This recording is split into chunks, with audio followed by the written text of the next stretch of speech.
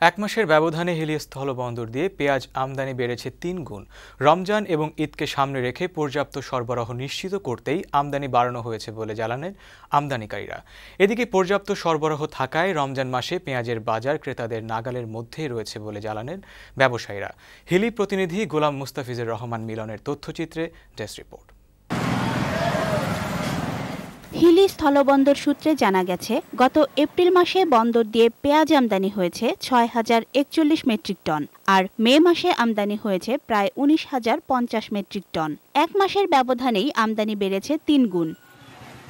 রমজান ও ঈদ উপলক্ষে দেশে পেঁয়াজের পর্যাপ্ত সরবরাহ নিশ্চিত করতে আমদানি বেড়েছে বলে জানালেন ব্যবসায়ীরা। আশা করছি রমজানে পর্যাপ্ত পরিমাণ পেঁয়াজের আমদানি থাকবে এবং দাম বাড়ার কোনো সম্ভাবনা থাকবে না। হিলি স্থলবন্দরে প্রতি টন পেঁয়াজ প্রকারভেদে ১৪০ থেকে ১৬০ ডলারে আমদানি হচ্ছে। ফলে দেশের পাইকারি বাজারে প্রতি কেজি পেঁয়াজ প্রকারভেদে ১০ থেকে ১৪ টাকা দরে বিক্রি হচ্ছে। ভারত থেকে আমদানিকৃত ইন্দোর জাতের ছোট পেঁয়াজ পাইকারি বাজারে প্রতি কেজি বিক্রি হচ্ছে ১১.৫ থেকে ১২.৫ টাকায়।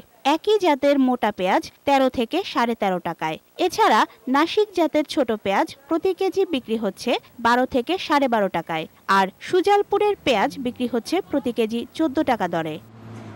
বাজারে পেঁয়াজের পর্যাপ্ত সরবরাহ থাকায় রমজান মাসে এবং ঈদকে সামনে রেখে দাম বাড়ার কোনো শঙ্কা নেই বলে জানালেন আমদানিকারক ও ব্যবসায়ীরা।